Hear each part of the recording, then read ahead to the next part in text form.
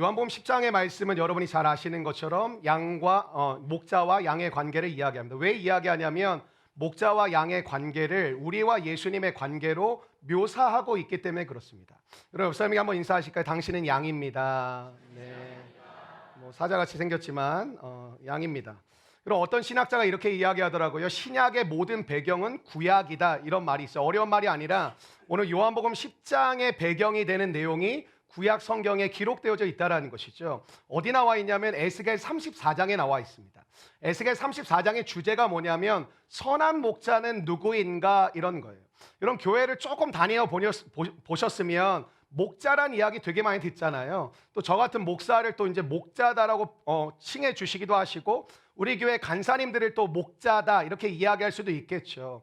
근데 예수님만이 선한 목자다 이야기하시는데, 여러분, 선한 목자가 되신 예수님이 어떤 분이신지 여러분 아십니까? 그러니까 목자라는 건 되게 중요하잖아요. 먹을 꼴을 주기도 하고 인도해 주기도 하고 위험해서 이게 빠져나오게도 만들어 주니까 우리가 목자가 없이는 살아갈 수 없는 세상인 것이죠. 근데 여러분, 선한 목자다라는 말을 많이 들어보셨겠지만 여러분에게 선한 목자라는 것은 어떠한 의미입니까? 그리고 선한 목자 대신 예수님이 여러분과 오늘도 함께하고 계시는 것이 오늘 여러분의 삶 가운데는 어떤 의미가 있냐라는 것이죠. 교회를 다녀도 예수님이 나에게 누구신가가 이게 정리가 안 되면, 믿어지지 않으면 사실은 의미가 없는 건 아니지만 교회를 왔다 갔다 하는 게 별 큰 이렇게 목적이 없게 되는 것이죠. 여러분, 그래서 중요한 게 뭐냐면 오늘 예수님은 여러분에게 변함없이 사랑을 주시는 분이라고 믿으십니까? 하나님이 여러분에게 오늘도 공급하심을 믿으십니까? 그렇다면 오늘 여러분의 컨디션은 조금 내려놓으시고, 오늘 여러분이 처한 환경은 조금 신경 쓰지 않으셔도 되고, 오늘 여러분이 겪고 있는 위기는 조금 버려두셔도 괜찮습니다.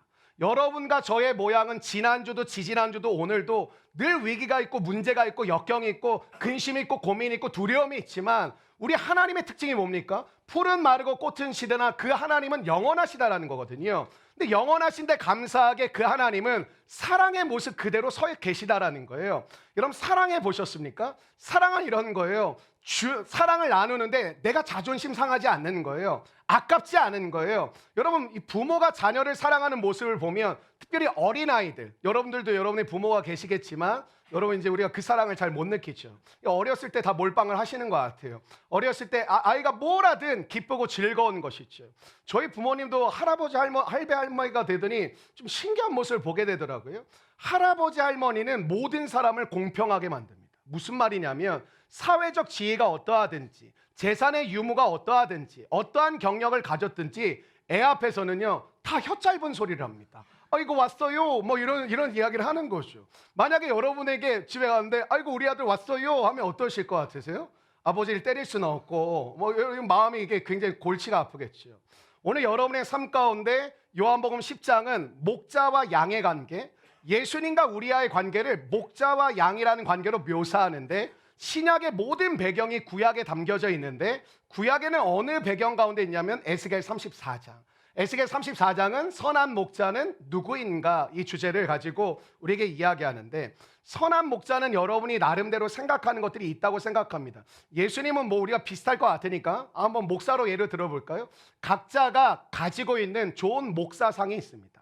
난 이런 목사님이 좋은 목사님이라고 생각해. 난 이런 간사님이 좋은 간사고 리더라고 생각해. 난 이런 리더가 나는 좋은 리더라고 생각을 해. 우리가 가지고 있는 목자와 리더와 간사와 목사, 우리가 가지고 있는 목자에 대한 상들이 다 있다라는 것이죠. 성경적으로 정리를 해드릴까요? 오늘 성경은 아주 간단하게 이해합니다. 어떤 목자가 좋은 목자냐? 잘 먹이는 목자가 좋은 목자라고 얘기합니다. 한번 따라해 주실까요? 잘 먹이는 목자. 이런 목자의 사명은 잘 지켜주고 이끌어주는 것도 중요하지만 결국 먹여야 되는 거거든요. 이런 부모가 된다는 건 책임감이 따르는 거잖아요. 자녀를 낳으면 더 책임감이 생긴 거예요. 그게 뭘까요? 일단 애를 먹여야 되고 살려야 되니까 열심히 일을 안 할 수가 없고 책임감이 생기고 내가 온 마음을 다해 뛰어다녔던 것이죠. 여러분, 부모님과의 관계 좋으세요? 어쩌면 대부분 아빠와 관계가 안 좋은 분들이 의외로 많더라고요.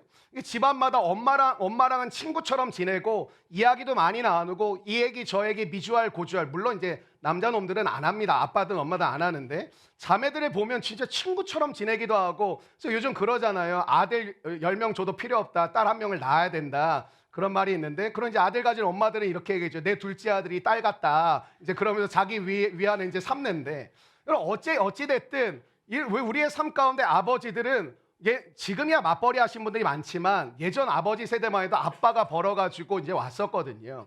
계좌이체 만든 돈 때려 죽여야 되는데, 옛날에는 아버지가 권세가 되게 컸어요. 노란 봉투에 월급 이게 회사에서 받아서 아빠 한 5만 원 삥땅 쳐놓고 이제 아내한테 가져와서 이제 주는 거죠. 이게 옛날에 통닭 싸갖고 들어오셨었거든요. 그럼 이제 어머니도 두 손으로 이제 받으시고 자녀들도 이제 아빠 오는 날은, 저희 집은 돼지갈비 먹었었어요. 그 수원 돼지갈비라고 아직도 생각나는 그 집이 있어요. 어렸을 때 좀 지나서 알았어요. 근데 왜 돼지갈비 나 좋아하는데 한 달에 한 번만 사주지? 이런 생각이 들었었거든요. 근데 좀 크고 나니까 아빠가 월급날 그날 약간 좋아가지고 사줬던 거구나 라고 생각을 하게 되더라고요. 우리의 삶 가운데 여러분, 아버지랑 관계가 안 좋은 분들 중에 이런 게 있어요. 옛날 아버지들은 표현을 잘 못했거든요. 그러니까 이런 거 그런 분들 중에 성실하신 분이 있죠. 자기 책임감 강하신 분들. 근데 이런 거 늘 압박 가운데 사는 거예요. 여러분 이제 좀 느껴지시지 않으세요? 이제 대학교도 졸업하고 결혼도 하고 여러분 출산도 하고 직장생활 해보니까 아빠가 대단한 업적을 남기지 않으셨더라도 한 직장을 무려 30년, 40년을 하루도 거르지 않고 그 회사를 다니셨다는 것 자체가 능력이라고 느껴지지 않습니까? 여러분들처럼 이직 그런 것도 없었습니다, 옛날에는. 근데 우리는 요즘 한 1년도 버티기가 힘들고 3년도 버티기가 힘든데, 옛날 아빠들은 어떻게 한 직장을 30년, 40년을 다니셨을까? 그러니까 그 책임감이 되게 강하다 보니까 안에서 느꼈던 압박감과 두려움과 걱정과 염려를 좀 아내랑 이렇게 사근사근 얘기도 하고, 나 이런 두려움이 있어, 이런 걱정이 있어, 좀 이런 것들 같이 좀 기도 좀 해줘, 이러면 참 좋겠는데 그냥 그걸 막 가지고 살다가 그냥 옆에서 한 마디 딱 던지면 폭발하는 거죠. 시끄럽다고, 내가 알아서 하겠다고, 돈 벌어봤냐고. 그래서 우리 자매들이 이제는 말할 수 있어요. 돈 벌어봤다고 나도. 우리의 삶 가운데 아버지들과의 관계가, 저는 여러분의 가정마다 회복되기를 주의 이름으로 축원합니다. 여러분, 어떤 의사가 좋은 의사일까요? 뭐 매너도 좋고 친절하기도 좋고 거기다 이것도 좋으면 뭐 호감이 가겠죠. 더군다나 성형외과 같은 데 갔는데 의사 선생님이 이게 안타까우면 왜 지도 안 고쳤지? 근데 나를 어떻게 고친다라는 거지, 이런 두려움이 들잖아요. 근데 의사는 뭐니 해도 고치는 게 중요하지 않겠습니까? 수술만 하면 사람들 중태에 빠뜨린다. 그럼 어떻게 그 의사한테 가겠어요? 의사는 여러 가지 조건이 있겠지만 중요한 건 뭐죠? 사람을 잘 살릴 수 있느냐, 잘 고치느냐, 그게 의사의 가장 중요한 목적이겠죠. 여러분, 그 우리나라 역사를 보면 고려라는 나라가 망한 다음에 조선이 세워지잖아요. 조선을 세웠던 개국공신 왕이 누구죠? 뭐요? 뭐 이성계죠. 이성계가 이제 조선이라는 이제 나라를 세웠는데, 이런 조선의 개국이 성공한 이유를 학자들마다 자신만의 견해가 조금씩 다 달라요. 뭐 이것 때문에 성공했다, 이걸 잘해서 성공했다, 저걸 잘해서 성공했다 그러는데, 학자들마다 공통적으로 같이 이게 끄덕거리는 한 지점이 있더라고요. 역사책을 공부하다 보니까. 그러니까 왜 이 조선이란 나라가 고려가 망하고 그래도 굉장히 우리나라의 500년의 역사 동안 탄탄하게 몇 세대를 거쳐서 이 왕조가 끊임없이 이어갈 수 있었을까? 근데 이렇게 이야기하는 거예요. 밥 때문이라는 거예요. 밥 때문에. 우리가 먹는 밥 때문에. 여러분, 고려 시대만 해도 먹는 게 그렇게 좋지 않았습니다. 그러니까 사람들이 이게 하루 3끼 먹는다라는 건 굉장히 부잣집이나 먹는 거였고 양반들이나 먹는 거였고, 먹는다라는 게 굉장히 어려웠거든요. 근데 이성계가 굉장히 똑똑했던 것 같아요. 이성계가 했던 게 뭐냐면 백성들에게 밥을 잘 먹였어요. 그러니까 그걸 사람들이 뭐라 그러냐면 이밥이라 그랬어요. 그 당시 구호가 이래요. 기와집에 이밥 먹고. 그러니까 기와집에 사는 저 왕, 그 이성계가 우리에게 밥을 준다라는 거예요. 그래서 그냥 밥을 준다 안 하고 이성계가 주는 밥이라 그래서 이밥을 줬다고 얘기해요. 그 밥을 먹인 것이 이 조선이란 나라가 초창기가 가장 어렵잖아요. 어떤 나라든지 망했어. 새로운 나라가 세워졌어. 시스템도 다시 만들어야 되고 다시 세워가야 되고 사업도 사실은 제일 초창기가 어렵지 않습니까? 이게 떠오르기까지 되게 어렵잖아요. 그 비행기도 처음에 떠오르는 순간에 사고가 제일 많이 나고 땅에 랜딩하는 데가 사고가 제일 많이 나잖아요. 여러분 목회도 그렇고 여러분도 마찬가지예요. 여러분 사고 제일 많이 칠 때가 언제냐면 20대 후반부터 30대 중반까지입니다. 사회생활 처음 입문할 때 대부분 우리는 사고를 많이 치고 은퇴 직전에 사고를 많이 칩니다. 목회자들도 대부분 저같이 개척해서 목회하신 신시하신 분 많거든요. 대부분 언제 사고 치냐면 은퇴 5년 전부터 사고를 치기 시작합니다. 그러니까 우리의 인생이 다 거기가 중요한 부분이라는 거예요. 신앙생활도 처음 5년, 7년이 진짜 중요합니다. 그때 여러분이 어떤 노선을 따라 신앙생활하고 어떤 가치를 따라가고 어떤 믿음의 생활을 해가는지에 따라서 여러분의 믿음 생활이 거의 결정이 됩니다. 그리고 여러분의 믿음의 생활이 어느 정도 맞춰지고 마무리되어가는 시점에 진짜 은퇴를 잘해야 되는 것은 신앙적으로 마무리를 어떻게 해갈 것인가, 그거에 대한 우리의 삶에 여러분 질문 앞에 서야 된다는 것이죠. 한 번도 먹어보지 못한 쌀밥을 매일 주니까 백성들이 굉장히 좋아했어요. 여러분 그리스도인으로 산다는 게 되게 어렵잖아요. 일터에서 가정에서 또 안 믿는 사람들과 어떻게 관계를 맺고 학교에서 어떻게 영향력을 끼치고 이게 우리가 되게 고민이 많이 되는데, 자, 한 가지 아주 명쾌한 답을 하나 드리겠습니다. 뭐 복음을 전하고 전도를 하고 예수님을 전하고 이거 해야 되는 건 맞는데 그게 여러분의 삶 가운데 잘 안 된다면 한번 따라할게요. 밥 사자. 밥 사세요. 밥 사는 사람의 등에 칼 꼽는 놈은 진짜 나쁜 놈입니다. 여러분 뭐 할지 모르겠다면 그냥 밥을 사세요. 여러분 주변에 사랑해야 되고 마음으로 품어야 되고 함께 해야 될 사람들이 있으면 밥을 사시라고요. 밥을 사면서 같이 밥을 산다고 그냥 만나가지고 밥 먹고 헤어져. 이건 아니잖아요. 밥 먹으면서 대화도 하고 교제도 하고 알아가기도 하고 위로할 수도 있고 격려할 수도 있는 놀라운 은혜가 있잖아요. 얼굴 보니까 밥 살 마음이 전혀 없으신 것 같은데 옆사람에 인사하시다. 밥 얻어먹고 싶습니다. 대답을 아무도 안 해주시네요. 서로 얻어만 먹고 싶다 그러면 이거 뭐 그지 공동체입니까?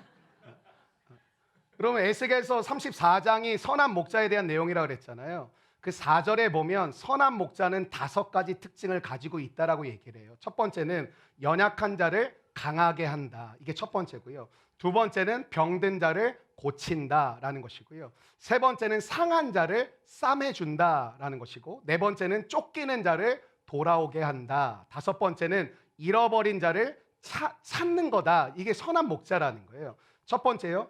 예수님이 선한 목자라는 것은 무슨 뜻일까요? 연약한 자를 강하게 해주시고요.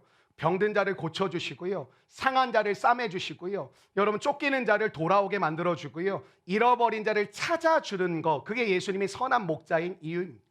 여러분이 예수님을 따라 선한 목자 된 삶을 살아가신다는 것도 똑같습니다.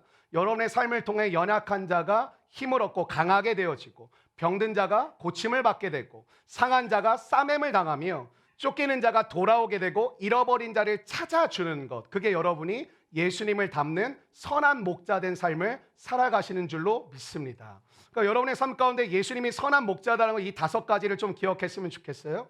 오늘 에스겔 34장과 요한복음 10장은 콜라보인데 똑같은 주제를 이야기하는 것인데, 이 구약 옛 언약이죠. 올드 테스먼트, 신약 뉴 테스먼트, 새로운 언약이에요. 옛 언약에 말씀하신 내용을 새 언약에서 더욱더 예수님을 통해 구체화시키시는 거거든요. 근데 오늘 우리가 구약의 배경 속에 예수님이 말씀하신 나는 선한 목자라는 메시지를 이 두 본문을 합해서 우리가 따라가야 될 삶이 무엇인지를 나누고 싶어요. 2가지만 나누길 원하는데, 첫 번째는 이런 거 한번 따라해 주시면 좋겠어요. 선한 목자가 하는 일이 무엇인가? 여러분 선한 목자라고 하면은 뭐 병도 고쳐주고 뭐 쫓기는 자를 돌아오게도 만들고 연약한 자를 강하게도 만들고, 여러분 딱 생각나시는 게 그런 일을 내가 할 수 있을까 이런 생각이 드시지 않겠어요? 내가 그렇게 중요하고 이게 어려워 보이는데 나도 잘 믿지 못하는데 내가 그런 일들 할 수 있을까라는 생각이 드실 수 있다고 생각해요.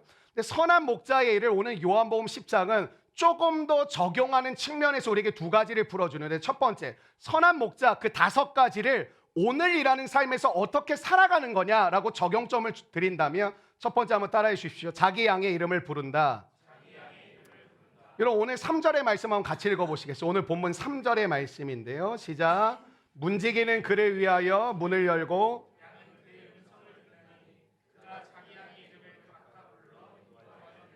여러분 목자십니까? 여러분 예수님을 닮은 선한 목자로 살아가기를 원하세요? 그냥 양으로 살다 죽으실 거예요? 네. 여러분 선한 목자가 되길 원한다면 첫 번째 자기 양의 이름을 부르는 거예요. 그게 선한 목자다라는 거예요. 여러분 옆 사람의 이름 정도는 좀 아세요? 아멘 말고요. 네. 뭐야 아멘이야. 아세요? 옆 사람의 이름 정도는 아세요? 그 이름을 아는 게 되게 중요해요. 그러면 앞에 우리 연희 간사가 오늘 했는데 제가 한 주만에 만났는데 이름을 뭐지? 이런다면 사실 부모가 자식 이름 모르는 건 거의 비슷한 거거든요. 여러분 예수님은 우리의 선한 목자가 되어주시는데 다른 게 아니라 여러분의 이름을 알고 계시다라는 것입니다. 예수님이 오늘 여러분의 이름을 불러주시길 원하시는데 그 음성을 듣게 되는 은혜가 임하게 되기를 주의 이름으로 축원합니다. 여러분 한 주 만에 간사님을 만나는데 여러분 보면서 이름이 뭐셨죠? 라고 한다면 그럼 관계를 맺고 싶겠냐고요. 여러분 이름을 부른다라는 의미가 두 가지가 있는데 첫 번째 한번 따라해요. 나를 나로 부른다. 여러분 이름이라는 게 나의 정체성이잖아요. 우리는 서로를 바라볼 때 그 사람의 내면 안 보입니다. 옆 사람 보면 그 사람의 뭐 마음이 어떠한지 성품이 어떠한지 그게 뭐 보입니까? 안 보이죠. 근데 우리는 사람을 보는 순간 딱딱딱딱 평가를 하는데 뭘로 하냐면 그 사람의 사회적 지위로 그 사람을 판단합니다. 그 사람을 돈으로 봅니다. 얼굴로 보고 스펙으로 보고 자동차로 보고 입은 옷으로 그 사람을 판단하는 것이죠. 우리의 본능이 그래요. 우리의 본능이 사람의 내면을 보기까지 판단을 유보하고 이 사람이 어떤 사람인지 알아가야지라고 마음을 먹는 사람은 아무도 없어요. 보는 순간 결정이 다 돼버리는 거예요. 그래서 우리는 실수할 때가 되게 많죠. 딱 보는 순간 입은 옷 보니 이 사람 되게 부유한가 보네. 입은 옷 보니 뭐 없는 사람인가 보네. 차 보니 뭐 있는 사람인가 보네. 사회적 지위 들어보니 돈 있는 거 보니 우리는 그거 가지고 사람을 판단하고 평가한다라는 것이죠. 그러니까 우리의 삶이 어쩌면 꿀리지 않는 삶을 살기를 굉장히 몸부림을 치고 있는 것 같아요. 사람들이 보기에 그럴듯한 삶을 살기를 원한다라는 것이죠. 여러분 나를 나로 봐준다는 건 무슨 의미일까요? 우리 이거 원하잖아요. 내 주변에 있는 사람들이 몇 사람이라도 좋으니 나를 좀 나로 봐주는 그런 가정, 그런 공동체에 내가 좀 속했으면 좋겠다. 나라는 사회적 지위로 나를 평가해 주지 말고 내가 몰고 다니는 차로 나를 평가하지 말고 내가 입는 옷의 브랜드로 나를 평가하지 말고 진짜 나라는 존재로 나를 봐줄 수 있는 그러한 사람 어디에 없을까? 사실 가정에서도 불편했던 게 공부를 못하면 우리는 눈치를 보는 걸 그냥 어디서부터 습득을 했어요. 그러니까 뭔가 내가 내세울 게 없으면 부모 앞에서도 뭔가 내가 부족한 듯 하면서도 이게 굉장히 마음이 불편해지는 것이죠. 왜냐하면 우리는 나라는 존재를 무엇을 가지고 있느냐로 평가받는 것을 우리는 계속 받아왔어요. 우리 고기도 아닌데 몇 등급 이렇게 나누고 몇 등 나누잖아요. 그 등수라는 거, 몇 등급이라는 게 여러분의 삶 가운데 끊임없이 쫓아다니지 않습니까? 너가 한 문제만 더 맞히지. 그럼 너 저 대학 들어갈 수 있었는데. 야, 두 문제만 맞추지. 그럼 네 인생이 달라질 수도 있었을 텐데. 야, 너 조금만 신경 쓰지. 너 저 직장 들어갈 수도 있었을 텐데. 라는 말을 우리는 끊임없이 들으며 살아갑니다. 그러니까 오늘 우리가 삶을 살아갈 때 누군가가 좀 나로 봐줄 수 있는 그런 관계 좀 없나? 여러분 솔직히 우리가 그래서 결혼한 거 아닙니까? 예뻐서, 잘생겨서, 듬직해서, 성격이 좋아서, 잘 챙겨줘서. 여러분 근데 결혼하고 나면 우리가 느끼는 게 뭔지 아세요? 그래 서로 못 산다라는 거예요. 성경은 뭘 얘기하는지 아세요? 그래 도를 얘기해요. 핍박을 받아도, 우겨쌈을 당하여도, 어려움을 당해도, 위기를 당하여도, 좌초에 빠져도 그래도 나아갈 수 있는 힘을 주시는 게 은혜라는 거예요. 여러분 부모님들 대부분 다 털렸습니다. 한 직장 30년 40년 나왔다면 무슨 말이냐면 자기 성격 다 죽였다라는 거예요. 자기 개성 다 죽였다라는 거예요. 여러분 그래도 이렇게 먹이고 입히시고 키우신 부모님 계시다면 여러분의 부모님은 다 자기 것 없이 산 거예요. 오늘 우리의 삶 가운데 나를 나로 봐주는 공동체, 나를 나로 봐주는 사람이 없어요. 아내도 남편도 사실 까고 보면 난 너가 이랬어, 난 너가 저랬어, 난 너가 요렇기 때문에, 난 너가 저렇기 때문에 사랑했다라는 거예요. 그럼 대부분 성격 차라는 게 뭡니까? 그게 아니었다라는 거죠. 나 너 이런 줄 알았는데 너 그거 아니네. 나 너 이래서 좋아했는데 너 그거 안 가지고 있구나. 그럼 나는 너랑 어떻게 살지? 난 그럼 힘든데.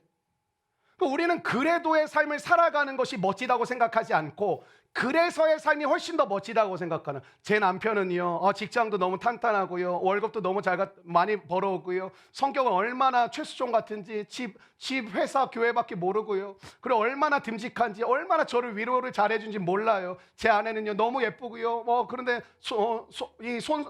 요즘 자매들 같지 않게 손은 대장금의 손을 가지고 태어났고요, 뭘 해주든지 다 맛있고 재밌고 즐겁고 성격이 너무 좋아요. 근데 여러분, 여러분의 삶 가운데 그래도는 어떻게 살고 계세요? 그래도. 여러분, 나를 나로 봐준다는 말을 이렇게 표현할 수 있지 않을까요? 한번 따라해 주시고요. 대체 불가능하다. 옆 사람에게 인사하시겠습니다. 대체 불가능하십니다. 여러분, 우리 여기 계신 엄마 아빠들 중에 아들, 딸, 아들 있으시면 딸 있으면 있잖아요. 여러분, 아들이 있는데 다른 집에 남자애 10명 갖다 주면 아들 바꾸실 거예요? 바꾸실 겁니다. 여기 계신 분들은. 네, 조심하세요. 네, 호적 파일 것 같은데. 제가 키즈들 있잖아요. 그럼 딴집 아이들 뭐 줄 테니까 우리 한 명 바꾸자. 어떻게 바꿔요? 그 아이는 대체 불가능해요. 예를 들면 우리 봄에 있었는데 애 3명 있으니까 3명 있으니까 한 명 없어도 괜찮잖아. 힘들어 보이는데 한 명 줘라. 그거 어떻게 줘요? 왜냐하면 대체 불가능하니까. 첫째는 첫째대로 의미가 있고, 둘째는 둘째대로 의미가 있고, 셋째는 셋째대로 의미가 있거든요. 우리가 보기엔 똑같은 아이들처럼 보이지만 부모에게는 다 다르게 여겨진 아이들. 대체 불가능하거든요. 첫째 아이가 뭘 잘해도 둘째 아이가 뭐가 연약하면 마음이 쓰이는 게 부모의 마음 아닙니까? 둘째 아이가 또 뭔가를 굉장히 잘했는데 셋째 아이가 또 굉장히 연약함이 드러나면 그것 때문에 밤잠 못 자는 게 부모 아닙니까? 오늘 우리의 삶 가운데 여러분의 존재가 대체 불가능하다고 믿으세요? 하나님은 여러분에게 이렇게 얘기해요. 내가 너를 사랑한다는 건 무슨 뜻이냐면 너는 대체 불가능한 존재라는 거예요. 여러분의 삶이 대체 불가능한 존재가 뭐냐? 나를 나로 봐준다라는 것이죠. 여러분, 교회에서 전 목회하다 보면 이런 소리 많이 듣거든요. 목사님 뭐 저 하나 없어도 괜찮잖아요. 그때 절대 예라고 하면 안 돼요. 맞아, 너 하나 없어도 돼. 그럼 나 하나 없어도 괜찮잖아. 이게 뭘까요? 사랑이 뭔지 모르는 거예요. 여러분, 한 명 한 명 우리가 여기 100명 정도 앉아 있잖아요. 여러분의 한 존재가 대체 불가능한 거예요. 예를 들면 이런 거, 한 1000명, 교회가 1000명 정도 모이면 한 명, 2명 사라지는 뭔 상관이야. 998명이나 있는데. 그렇게 여기는 게 싹군이라는 거예요. 왜? 그 사람을 대체할 수 있는 존재가 없어요. 그러니까 다른 사람 많이 있으니까 얘 없어도, 이 사람 없어도 나는 괜찮아. 여러분, 그게 사랑이 뭔지 모르는 거예요. 제 주변에 유학 갔다 오신 목사님이 있었는데 이분이 굉장히 괜찮으신 분이었어요. 근데 공부를 너무 오래 했어요. 저는 40 넘어서 공부하면 소망 없는 인생이라고 생각하거든요. 여러분, 인생이 그렇게 길지 않습니다. 요즘 정년퇴직 55세라면서요, 공기업들은. 그러니까 여러분, 우리가 뛰어다닐 수 있는 시간이 요즘 길어야 20년이에요. 근데 여러분, 공부를 45세에 마치면 언제 현장에서 뛰고, 언제 하나님의 뜻을 세상에서 이루고, 언제 현장에서 하나님의 나라를 이뤄갈까요? 이럴 시간이 없어요, 사실. 여러분, 살다 보면 공부가 필요한 사람들도 있어요. 근데 빨리 마치셔야 돼요. 근데 이분도 너무 오래 가게 됐어요. 근데 미국에서 유학을 했는데 거기서 사람을 만나기가 어려웠는지 그 부모님이 또 엄청 선자리를 많이 주선해가지고 선을 한 40번인가 본 것 같아요. 근데 선을 보러 이제 돈도 많은 것 같아요. 목사가 선 보러 자꾸 한국에 나와. 왜 나왔냐 그랬더니 선 보러 나왔대. 근데 한 번에 5명씩 보고 가더라고. 그래서 넌 싹건이다. 한 번에 한 명을 봐야지. 한 명이 5명을 보고 창조주예요, 그냥. 근데 이분이 40번을 보면서 우스갯소리로 그런 얘기는 하더라고요. 하니까 노하우가 생기더라고. 이것도 뭔 노하우가 생기냐니까, 보통 유학 박사과정 밟고 있으니까 뭐 사람들이 이제 그 신학을 전공한지 알지만 이제 박사 전공하고 뭐 돌아와서 주변에 소개를 그렇게 하는 거, 아마 교수 자리로 가실 것 같아요. 뭐 이렇게 소개를 해주는 거죠. 근데 교수랑 목사가 그렇게 차이가 많이 나나 봐요.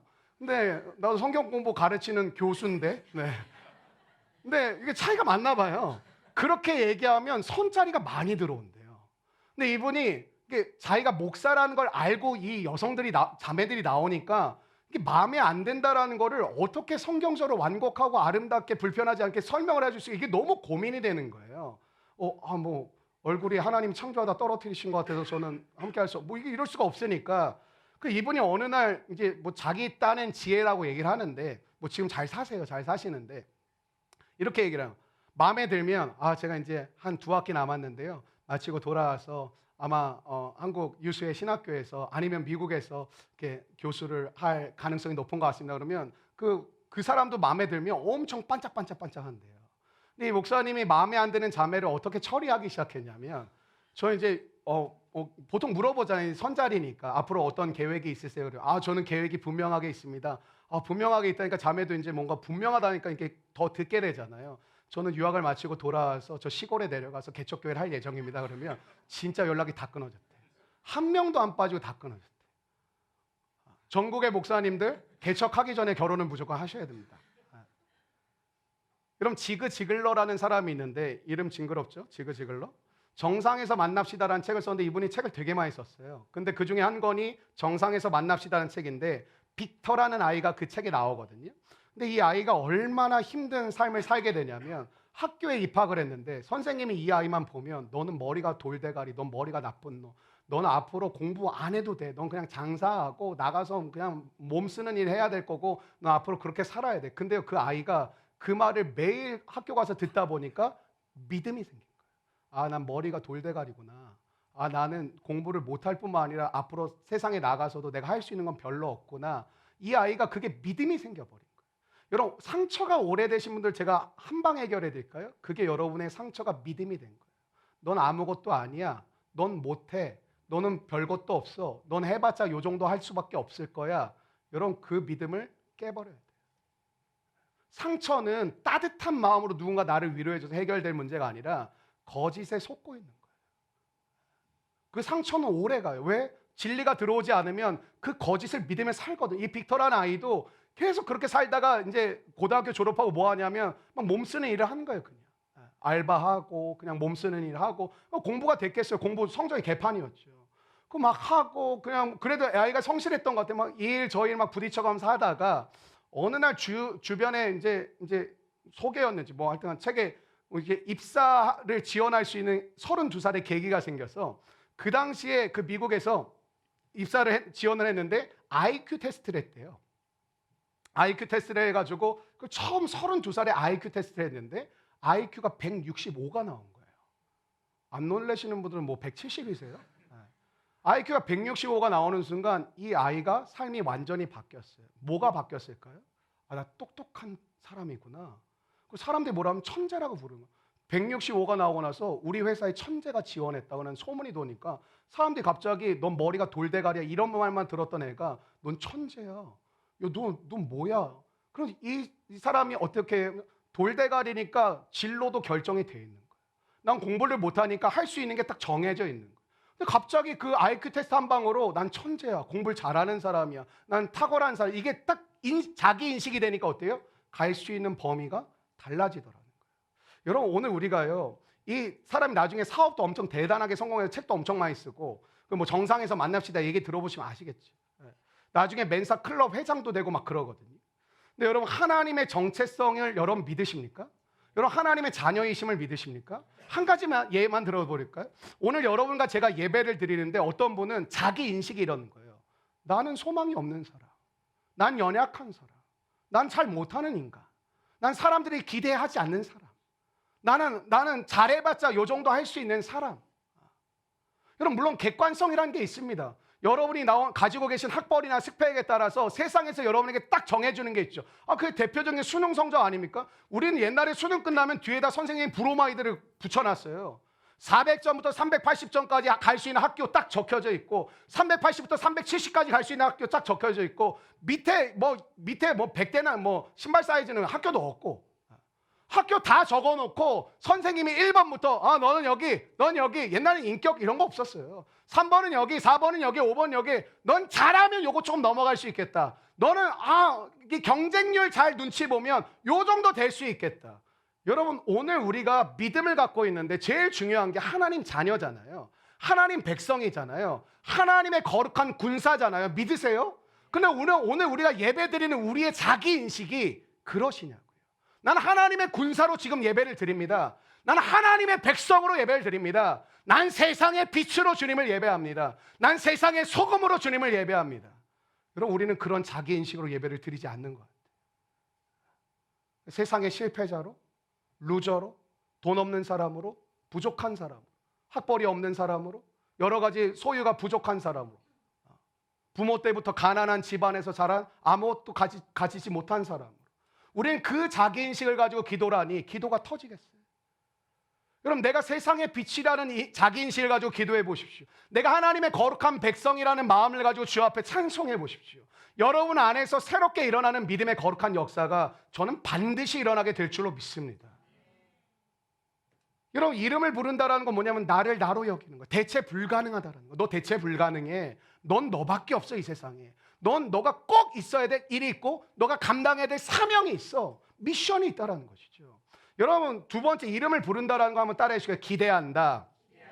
전 도재영이잖아요. 재상 제자에 꽃뿌리 영자로 뭐 할아버지가 줬다는 아버지가 줬다는 뭐 잘 모르는데 제 이름을 지면서 저희 부모님이 뭐 이름 뭘로 할까? 뭐 재영 어때? 괜찮네 뭐. 그렇게 하지 뭐. 이렇게 짓진 않으셨겠죠. 그 재상 제자에 꽃뿌리 영자, 그 재상이라는 게 옛날에 고위 공직자 이런 뜻이거든요. 나 하나님 나라에 지금 고위 공직자거든요. 사자 돌림이에요. 사자 중에 가장 매력 없는 사자여서 그렇지. 저보다 밑에 있습니다. 전도사. 그 밑에 있습니다. 간사. 한 20년 전에 그 남자들 직업 그 호감도 순위를 정했는데 목사가 54위였고 어부가 52위였습니다. 그래서 사람 낚는 어부보다 물고기 잡는 어부가 훨씬 낫다라는 거를 그때 알았는데, 그래서 어촌에 가야 되나 생각을 했는데, 저희 오늘도 보세요. 지난주에 규화 형제 얼굴, 평상시 얼굴 아시는 분도 아실 거예요. 완전 이렇게 온유하고 자비로우며 이렇게 선한가? 우리 뭐 용환 형제도 인상 좋고 규화 형제 인상 좋은데 용환 형제도 막 꿀이 뚝뚝 떨어져. 내가 처음 봤어. 저런 얼굴이 있구나. 근데 이 자녀를 보는 순간 어떤 눈빛일까요? 사랑스럽다. 여러분, 사랑한다는 건 뭔지 아세요? 기대한다. 여러분, 사랑이 메마른 삶을 살아가면 여러분 인생은 망가집니다. 아무도 여러분을 기대하는 자가 없거든요. 사랑하는 여러분, 우리 공동체 안에서, 가정 안에서, 여러분의 삶의 자리에서 할 수 있는 최고의 것은 한번 따라요. 뜨겁게 사랑하자. 여러분, 베드로의 이름의 뜻이, 베드로라는 이름으로 바꿔주시잖아요. 베드로라는 이름은 뭐죠? 반석이에요. 여러분, 그 이름을 바꿔주시는 그 상황을 보면 베드로가 반석 같은 짓 한 거 아무것도 없습니다. 진짜 사고치고 지멋대로 하고 또 막 똘끼 충만하고 막 그냥 나대고 막 튀는 거 좋아하고 사람들한테 인정받고 박수 받는 거 좋아하고 막 예수님 시키지도 않는데 별짓 다 하다가 맨날 사고치고 예수님 뒷수습하고 막 그랬던 인간이에요. 근데 예수님은 그의 이름을 베드로로 바꿔주십니다. 그리고 뭐예요? 앞으로 너는 반석과 같은 인물이 될 거야. 기대하신다. 여러분, 우리가 살아가는 세상 어떻죠? 어둡다라는 걸 단순히 세상이 썩었네, 세상이 어둡네 그렇게만 생각하지 마시고, 왜 어두운 세상이냐면요, 사랑이 식어져 가고 있습니다. 여러분, 그 말은 뭘까요? 기대가 없는 세상이라. 그 누구도 여러분을 기대해 주지 않습니다. 여러분, 저라는 목회자라는 존재가 성도가 목사를 만드는 게 맞더라고요. 여러분이 저를 위해서 기도해 주시고 또 때론 기대해 주시고 또 저를 위해서 위로도 해 주시고 격려도 해 주신 그것이 하나님이 저를 빚어가신 게 맞지만, 여러분의 삶의 그 모습들을 통해 제가 빚어져 가는 것이고, 감사하게 여러분이 제가 전하는 설교 말씀을 이렇게 너무 경청을 잘해 주지 않습니까? 이 모습이 오늘 저에게는 저를 빚어가시는 하나님의 손길을 여러분을 통하여 저는 그 은혜를 누리는 것이고 그 복을 받고 있는 시간이라고 생각을 합니다. 설교하는데 여러분이 그냥 다 이러고 있어요. 한 명도 빠짐없이. 그럼 여러분, 제가 무슨 마음이 들겠습니까? 아무도 안 듣는 것 같아서 내려가려고 그랬더니 듣고 있어요 또 이런다면 얼마나 마음이 골치 아프겠냐고요. 제가 이전에 사역했던 교회가 그랬거든요. 설교 시작도 안 했는데 절반이 자고 있어. 그럼 내가 이렇게 기도, 억울합니다 하나님. 말이라도 하고 자게 하시든가. 말도 안 했는데 자는 건 뭡니까? 이건 반칙 아닙니까? 하나님 나라에. 근데 여러분, 은혜가 임할 때 그 영혼들이 일어서기 시작하고 눈을 뜨기 시작하고 동역자로 변신하고 변화되기 시작하고 함께 선교하기 시작하고 함께 주의 뜻을 이뤄 나가기 시작하는 걸음들을 주신다는 것이죠. 왜?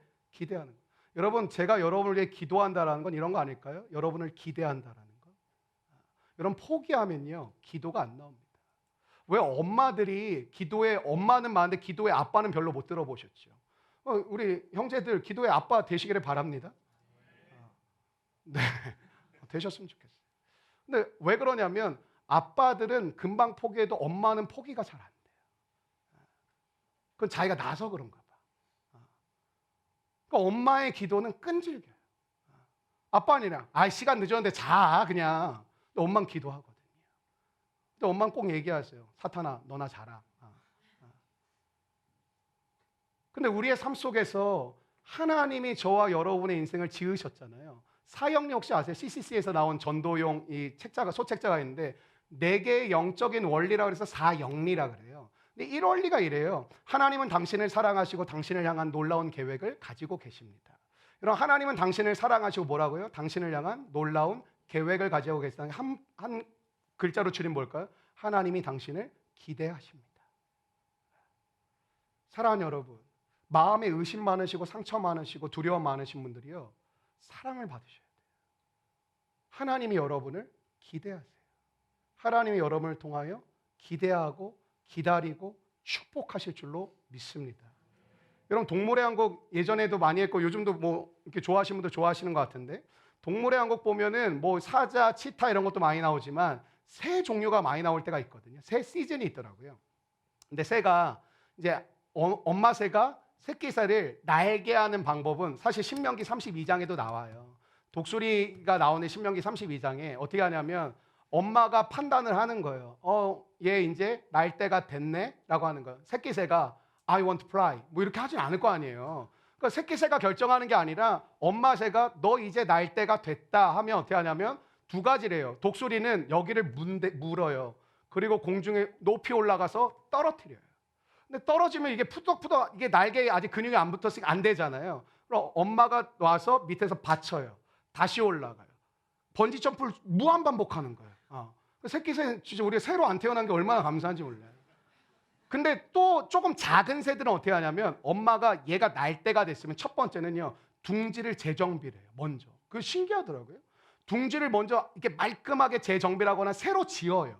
그 다음에 새끼 새를 거기다 데리고 간 다음에 다리 이쪽을 부리로 계속 쪼아요. 그러니까 걔가 말할 수 있다면 말하겠죠. 왜 그래 엄마? 아파. 막 얘기하겠죠. 근데 쪼면서 밀려나다가 떨어뜨려요. 똑같아요.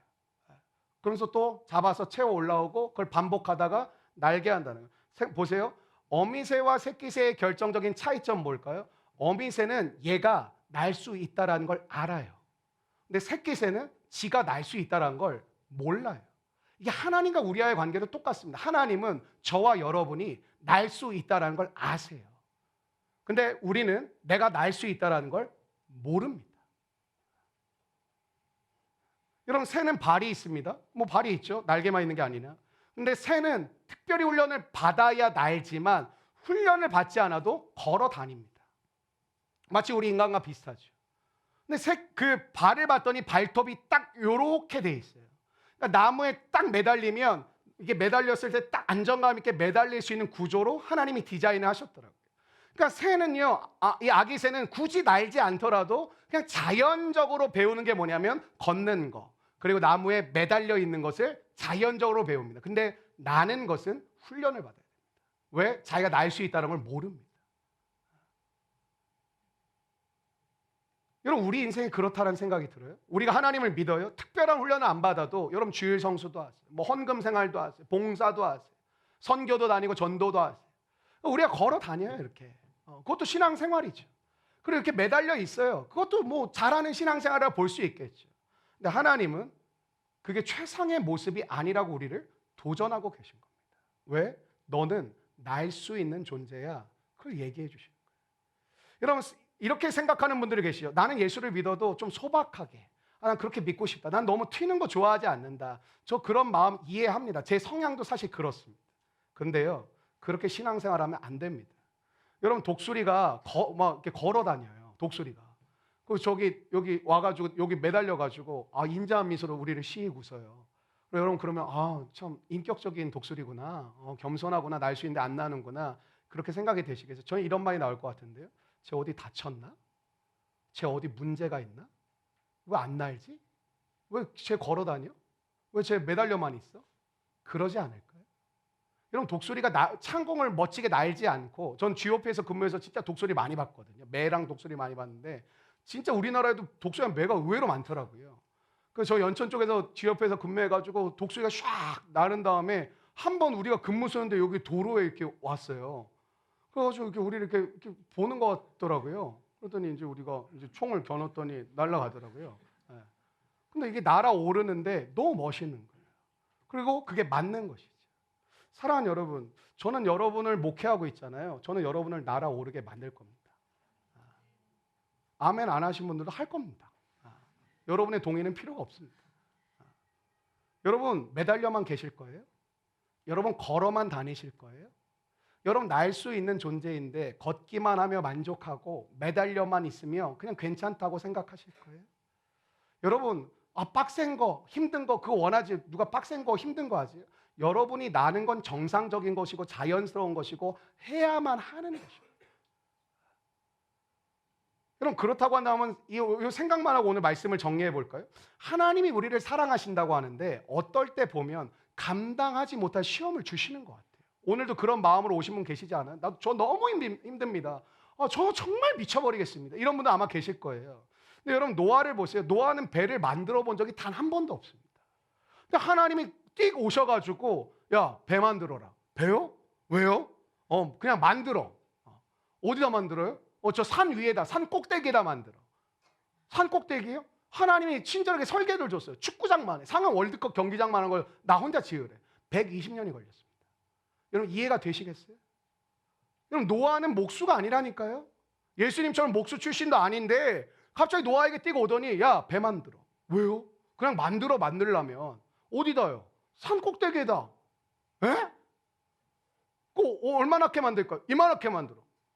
해볼게요 하고 시작했는데 120년이 걸렸어요. 여러분 그런 인생 살고 싶으세요? 120년 동안 배만 만드는 거? 무슨 말인지 못 알아듣는 거예요? 아브라함은 자기 동네를 떠나본 적이 없습니다. 아브라함이 살던 동네가 우리라면 서울에 괜찮은 자리였거든요. 그러니까 갈 데가 우르라는 땅이었어요. 아브라함은 자기 동네를 떠나본 적이 없어요. 근데 하나님 뛰고 오더니 그 동네 떠나라 이러는 거예요. 그게 이해가 돼. 한 번도 떠나본 적이 없다니까요. 여러분 모세가 바로를 무서워했어요. 그 애굽 군인도 죽이고 막 그래가지고 그 사실이 알려지게 되면서 왕자였는데도 불구하고 가서 죄송합니다. 아마 용서해 줬을 것 같은데 두려워가지고 도망쳐 버렸거든요. 40년 동안 광야 생활하는데 갑자기 하나님의 천사가 오더니 갑자기 불타는 떨기나무로 임재하셔서 야 바로한테 가 그러는 거예요. 바로요? 다른 사람은 모르겠는데 바로한테 가라고. 왜요? 그냥 가.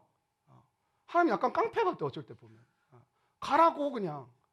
근데 여러분 모세는 가장 두려웠고 만나고 싶지 않았던 사람이 누구냐면 바로였어요. 이게 이해가 되시고 납득이 되십니까? 이 모든 거의 특징이 뭐냐면 다 처음 해보는 거고요. 감당하지 못할 일들이에요. 여러분 배 만든 적이 없는 노아가 120년 동안 배를 만들었어요. 그 배가 뭐가 되죠? 구원의 방주가 됩니다. 여러분 아브라함이 떠나본 적이 없는 동네를 떠나라고 해서 떠났어요. 믿음의 조상이 돼버립니다. 여러분 모세가 무서워서 덜덜 떠는 절대 만나고 싶지 않은 그 사람 바로를 만나라고 해서 바로를 만났어요. 여러분 200만 명을 구원하는 출애굽의 주인공이 돼버립니다. 뭐 시킨 거예요? 날아오르는 거 시킨 거예요. 날아오르는 거예요. 여러분 30대 중반 후반 되면서 보통 요 어간에 요즘 결혼을 많이 하잖아요. 조금 더 시간 지나고 아이 출산하게 되고 첫째 둘째 생기고 조금 더 나이가 40대 초반 중반 넘어가면 어쩔 수 없어요. 안정이라는 것에 굴복할 수밖에 없어요. 이게 쉽지가 않아요. 생각보다. 그 사람이 믿음이 떨어진 게 아니라 그게 생각보다 쉽지가 않아요. 여러분 젊은 시절부터 뭐 하셔야 되냐면 하나님을 철저하게 신뢰하는 법을 배우셔야 됩니다. 저는 여러분이 20대, 30대, 40대, 50대, 60대 갈수록 철을 따라 열매를 맺게 하시는 놀라운 은혜의 삶이 되시기를 주의 이름으로 축원합니다.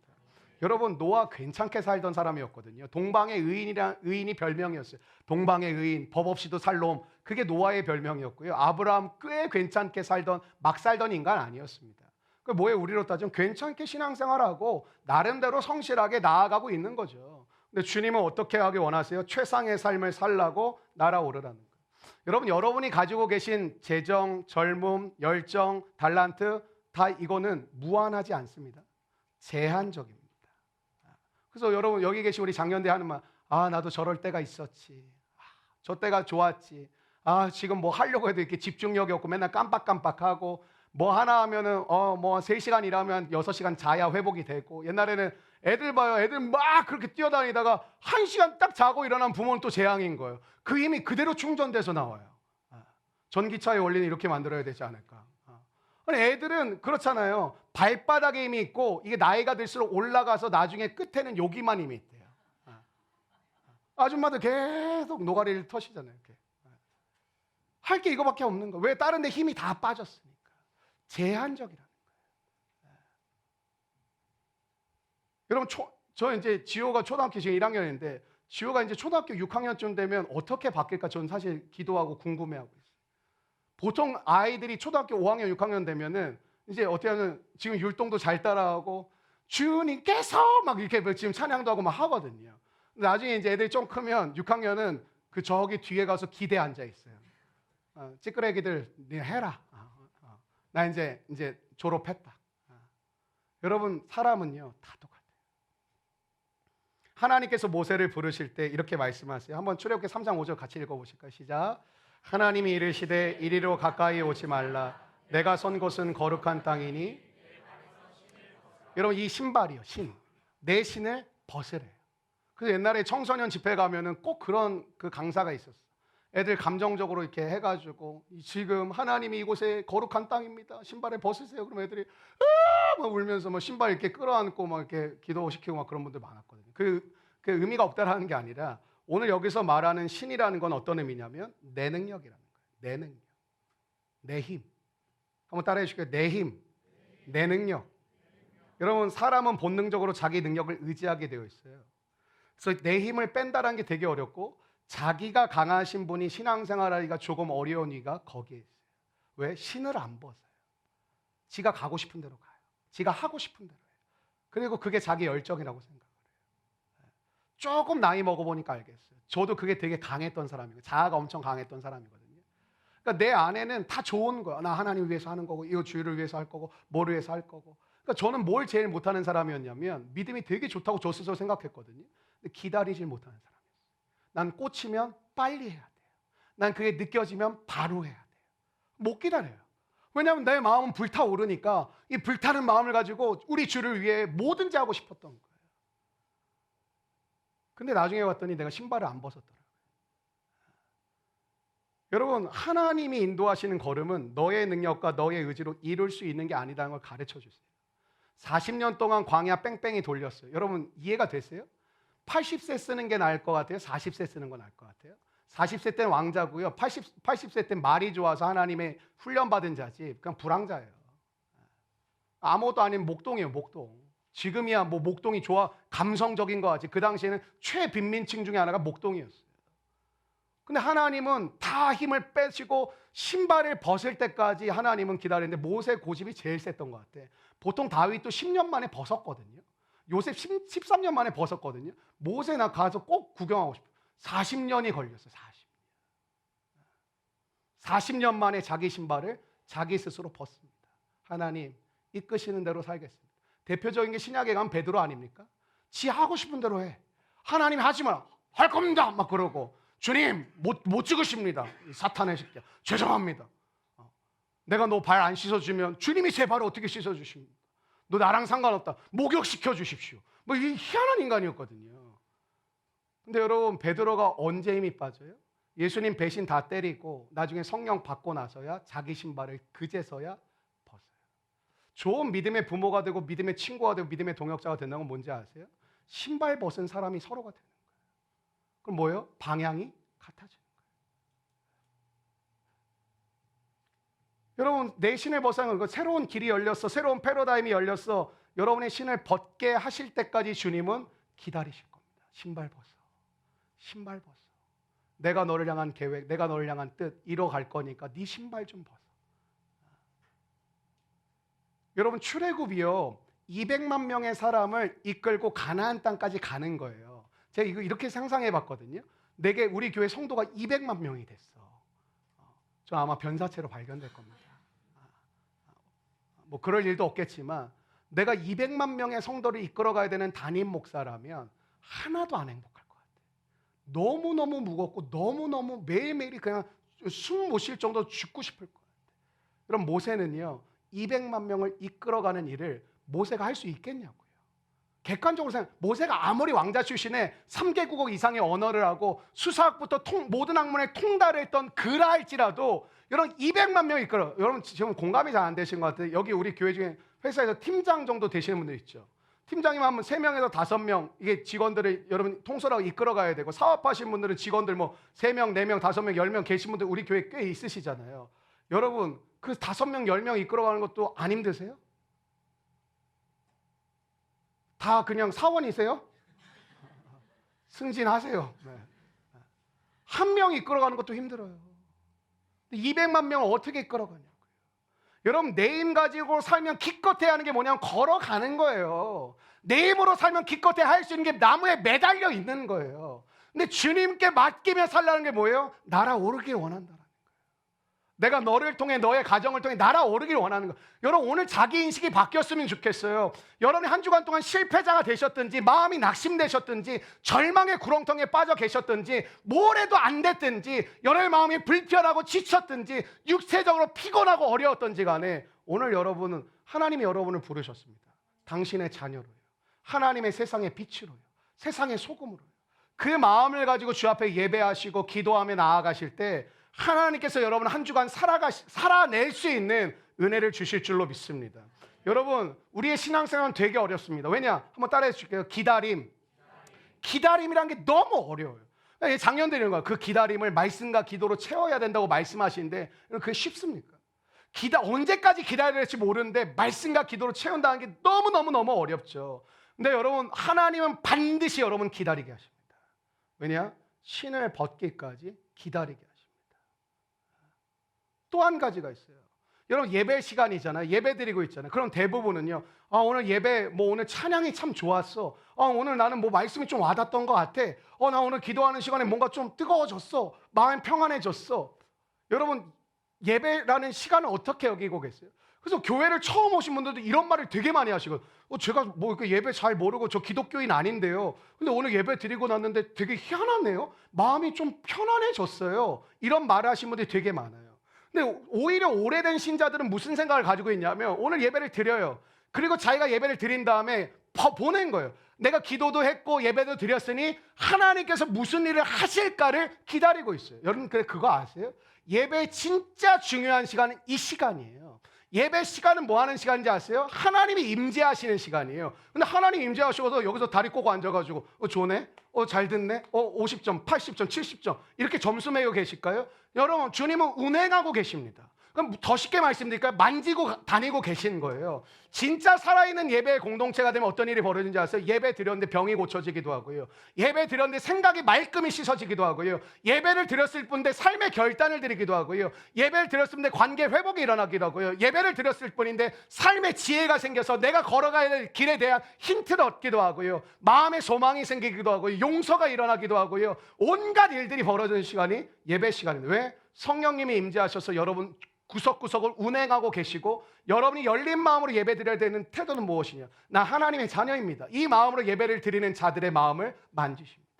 치유하시고 고치시고 새롭게 하시고 꿈을 주시고 비전을 주시고 역사하시고 온전케 하시는 일들이 지금 이 시간에 이루어지고 있다. 근데 우리가 그거를 느끼지 못하는 거예요.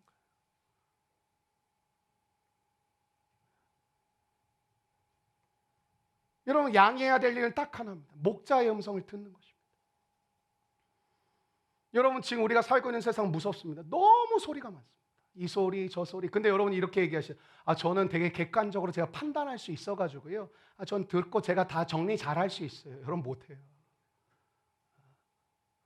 거짓된 소리를 계속 듣잖아요. 그게 진리가 돼버려요. 여러분이 들어야 될 소리는 뭔지 아세요? 여러분의 목자인가? 여러분을 사랑하는 자인가? 그 음성을 들으실 줄 알아야 돼요. 여러분 되게 사랑하면 듣지 않습니까? 사랑하면 들어요. 우리가 주님의 사랑을 경험하면 주님의 음성이 들려요. 근데 여러분 주님의 음성 맞고 두 가지가 있는데 시간이 없으니까 한 가지만 소개를 해드릴게요. 하나는 세상의 소리가 있고요. 하나는 어떤 소리가 있냐면 과거의 소리가 있어요. 한번 따라해 주세요. 과거의 소리. 전 특별히 오늘 예배를 드리는 장년분들의 과거의 소리가 치유되기를 주의 이름으로 축원합니다. 청년들보다 더 문제가 있는 건 장년들이에요. 과거의 소리가 좋지 않은 분들이 너무 많아요. 회복되셔야 될 분이 너무 많아요. 여러분의 부모님 이해 안 되시는 부분도 있죠. 그게 과거의 소리예요. 이런 과거의 소리가 뭐예요? 치유되지 않은 나의 과거에서 들려지는 소리. 내 과거가 치유되지 않았어요. 과거의 소리에 끌려가요. 엉뚱한 행동을 한다고요. 여러분 요셉을 보십시오. 요셉과 형들이 다시 만나잖아요. 총리가 되고 요셉이. 근데 요셉은 과거의 내용들이 정리가 됐어요? 안 됐어요? 됐어요. 근데 희한하게 형들은 정리가 안 됐어요. 상처받은 건 요셉인데 쥐들이 갖다 팔아놓고 쥐들은 회복이 안 됐어요. 왜 그럴까요? 요셉은 주 안에서 13년의 시간을 보내면서 하나님의 뜻이 뭔지 모르고 너무너무 방황하고 힘들었지만 끝내는 어떻게 됐냐면 용서의 자리까지 갑니다. 형들은 어떻죠? 그 과거의 소리가 계속 메어져 있는 거예요. 동생인 줄 몰랐어요. 근데 유다 형이 이렇게 얘기하죠. 그때 우리가 동생 팔지 말자 그랬잖아. 그것 때문에 우리에게 이런 어려움이 생긴 거잖아. 그들은 그 과거의 상처에 메어져 있는 거예요. 여러분 오늘 우리가 예수님을 따라간다고 오늘 4절에 보면 나와 있어요. 우리가 예수님을 따라간다. 그건 한번 이렇게 표현할 수 있는 거예요. 따라해 주게 닮아간다. 여러분 예수님을 따른다, 예수님을 닮는다는 똑같은 말입니다. 왜냐하면 좀 우리 키즈들하고 이제 시간을 보낼 때 진짜 제가 좀 소름 돋을 때가 있거든요. 언제냐면 뭐 외적으로 진짜 엄마 많이 닮았고 외적으로 진짜 넌 아빠 많이 닮았다 이런 것도 좀 놀라지만 애들이랑 대화를 좀 많이 했거든요. 대화를 하다 보면 그 억양하고요, 그 말투, 그게 너무 똑같은 거예요. 그래서 내가 지금 예를 들면 내가 태원 집사랑 얘기를 하고 있나? 이런 생각이 들고 보미 집사의 그 제스처랑 너무 똑같은 거예요. 그러니까 얘네들이 그냥 이렇게 건 모양도 되게 닮았어요. 닮았는데 와, 그 말투랑 억양이 나오는데 와, 진짜 너 아빠랑 완전 똑같구나. 너 엄마랑 어떻게 이거를 닮았니? 근데 왜 그런가 봤더니 이 아이들이 태어나서 가장 많이 바라봤던 대상은 엄마 아빠였어요. 사랑하는 여러분, 24시간 기도하라는 말 드리고 싶진 않습니다. 근데 여러분, 주를 바라보십시오. 그럼 주를 따라갈 힘이 주어집니다. 주를 바라보십시오.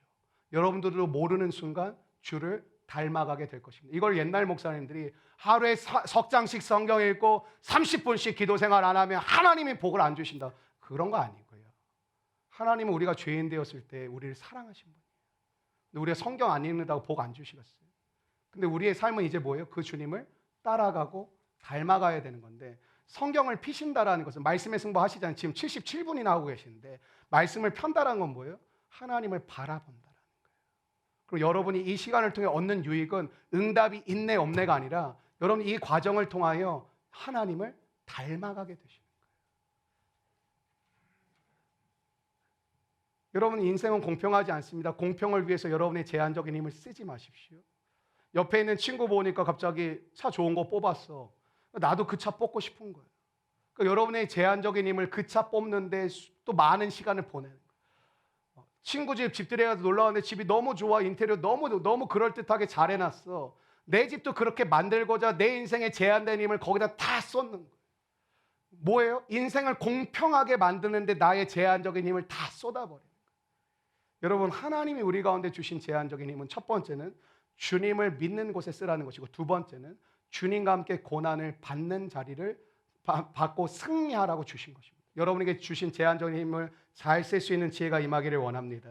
동물원에 아빠 낙타, 아들 낙타가 있었는데 아들 낙타가 질문해 아빠 우리는 왜 이렇게 커다란 등에 혹이 두 개나 있어? 아빠 낙타가 대답하는 거야. 야 배고픔과 목마름을 이거 양식 창고 같은 거야. 우린 그래서 사막에서 오랫동안 걸어 다녀도 우린 살 수 있는 거야. 아빠, 근데 나는 왜 이렇게 속눈썹이 길어? 네 중동 낙타야. 사막의 모래바람을 이기기 위해서 눈썹이 긴 거지. 여러분 낙타발이 이렇게 다 이렇게 오리발처럼 돼 있지, 붙어 있잖아요. 아빠 왜 내 발은 이렇게 다 붙어 있어? 우리가 모래에 푹 빠지지 않도록 우리가 이렇게 좋은 발을 갖고 있는 거야. 아들 낙타가 이렇게 얘기해요. 근데 아빠, 왜 우린 동물원에 있어? 나 안 웃을 줄 알았습니다. 수준이 돼야 좀 웃기거든요. 사막에 살 수 있는 최적화된 동물은 낙타라고 동물학자들이 그래요. 근데 그 동물이 사막에서 살지 않고 동물원에 있다면 무슨 의미가 있겠냐? 근데 여러분 우리와 똑같지 않아요? 하나님이 저와 여러분을 이 세상에서 승리하고 살아갈 수 있는 모든 것을 다 주셨어요. 근데 우리 동물원에 있지 않아요? 걸어만 다니시지 않으세요? 매달려만 계시지 않으시냐고요. 여러분, 우리는 날아오를 수 있는 존재입니다. 옆 사람에게 인사하실까요? 당신은 날 수 있습니다. 당신은 박쥐가 아닙니다.